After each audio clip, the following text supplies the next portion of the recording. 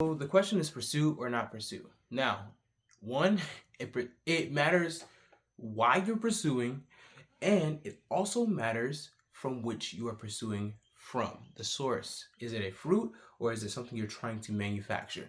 Now, before I even make this video, bro, I'm going to tell you right now, I am totally guilty of this. Like, self-reliance and pride has always been my biggest thing. And especially especially before being a follower of Christ, I was very big on hustle culture. Hustle, you got to get it. You got to be at the gym. You got to relax, breathe, shh, take a rest day. I didn't like that. Your source of action matters, bro. Don't move from ambition and anxiety. You have to be very careful about that, right? Because the scripture says in John 15:5, 5, 5, abide in me and I in you, for apart from me you can do nothing. Not a little, not some things, not kind of, sort of, nothing. Now, at first glance, this feels like a call to just do nothing. No, he said to abide. So, hear me out. Self-control is a fruit of the spirit. And this is what people get wrong about that. We think we need to muster up discipline. And that's not completely wrong, right? A man without self-control is like a city with broken down walls. But here's the interesting thing about it. Self-control is still a fruit of the spirit. That is not changed in scripture. That will not change. That's never changed. So what do we do then? Because it's like, I don't want to be a city without broken down walls. Well, duh, we got to go back to the source, the one who gives. Abide. So that sounds very confusing, right? Because it's like, should we labor to be rich? Should we be poor? Should we make excuses like the guy that says there's a lion outside? Or, this is my favorite part, go and abide. Now, the reason abiding is so important, and of course, learn how to do this, right? This is so important. It's a positional thing, right? You can have the Bible open 7 days out of the week and still be reading it for the wrong reasons. But if you're looking for Jesus, I promise you will find him. If you're praying, looking for Jesus and not all the blessings he can give you, you will find him. I'm not saying those things are wrong, but he should be the first thing you look for. He should be the gift that keeps on giving. And he is, right? So going back, waiting for certainty is unbelief. You don't know what will prosper. In other words, inaction becomes sin. Oof, this hurts me because I've been played with inaction many, many times. And the cool thing I've learned about it is, like, I don't think there's any such thing as failure. There's no such thing.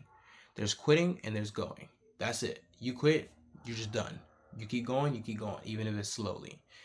When it comes to failure, I want you to remodel it as this. All the failed relationships, all the failed businesses, all the failed attempts were not failures at all. They were stepping stones. They were the things that keep giving to you. And you can use one phrase. And yes, I'm stealing this. But I learned. Y'all know where that's from. Come on, y'all know where that's from. But I learned. Now you have robbed whatever situation that felt like a failure and took in that situation and flipped it on its head and used it for wisdom. Now, it's important to let that be a mirror of what's here and typically Proverbs. But also remember this, right? Almost dropped it. Also remember this. Life's gonna throw stuff at you anyway. You might as well let your pain pay you. I made a video about that. You need to let your pain pay you. Because pain is gonna come anyway. So you might as well get paid anyway. And I'm going to butcher this, but a wise man is strong. A man of knowledge increaseth strength. I'm still trying to remember that. That's in Proverbs. I don't know where for some reason. You get stronger when you learn from these things, not when you go through them. And let's be honest, most people go through things and we learn to cope. If we go through things and we don't learn to lean on the word and learn to lean on prayer, it's going to be incredibly difficult for us to keep moving forward because we keep leaning on things that are not him. So now, look, life's going to throw things at you. But what's also a certainty? That you can go and abide, that you can come to him for rest. So you have two certainties. You do have two certainties. Life's going to throw stuff. I'm going to go to him.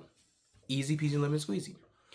Easier said than done, I'll say, because honestly, that was not something I immediately got up. Oh, maybe let me go pray about it. I ain't gonna lie to you. That was not my first instinct. My first instinct was to sulk and be like, ugh, or my favorite, I'll go to the gym. All these things are good, but they're self-medicating. Or, and this is very sneaky, but I'm gonna expose it. You're opening the Bible to look for something specific that makes you feel better about something that you might have caused. No. Listen, if the scripture says the godly walk with integrity, and you read that, and you're like, no, that's not comforting right now. Sometimes it's not meant to be comforting. Sometimes you were wrong. Listen, so I know sometimes we need to hear it. Sometimes we were wrong, and that's why this situation is giving me pain. Because I was wrong and I did the wrong thing and I made the wrong decision. Knowingly.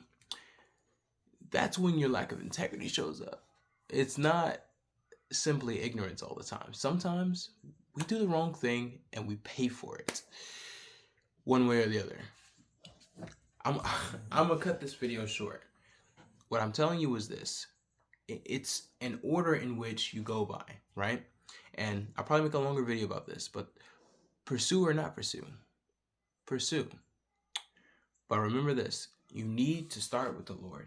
If you don't start with the Lord, it's going to be incredibly difficult for you to keep moving forward because you're relying on things that a lot of times don't matter that much. Even training itself has about that much value when compared to godliness, training in godliness. And where do we go? We go to the scriptures. We go to the presence of God. We seek him out. That's what will change things.